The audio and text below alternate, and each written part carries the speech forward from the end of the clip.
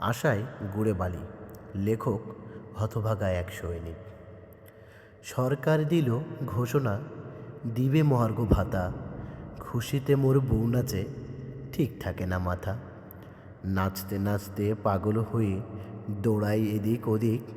আমি বলি, থামো গিন্নি, সব কিছু আগে হোক ঠিক। 30%, 40%, কত যে খবর শুনলাম। অপেক্ষার প্রহর নিয়ে কত যে দিন গুনলাম।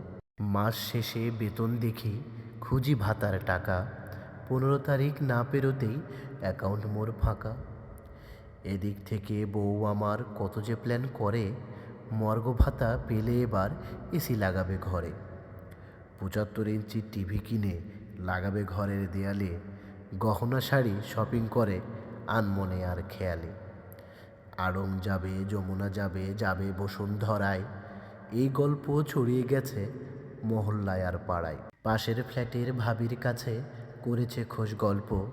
বাড়বে বেতন আমার নাকি, অভাবও থাকবে না অল্প। কাটবে দিন সুখে শান্তিতে, আরাম আয়েশ করে। আপনার ভাই আনবে বাজার অফিস ছুটির পরে। অ্যাকাউন্ট খোলা হয়ে গেছে, জমাবে প্রতি মাসে। মর্গ ভাতা টাকা বেড়ে যেটুকু আমার আসে। হঠাৎ আজকে নিউজ দেখি, মূল্যস্ফীতির টানে মর্গ ভাতা চাঁদে গেছে, ঊর্ধ্বে আকাশ পানে।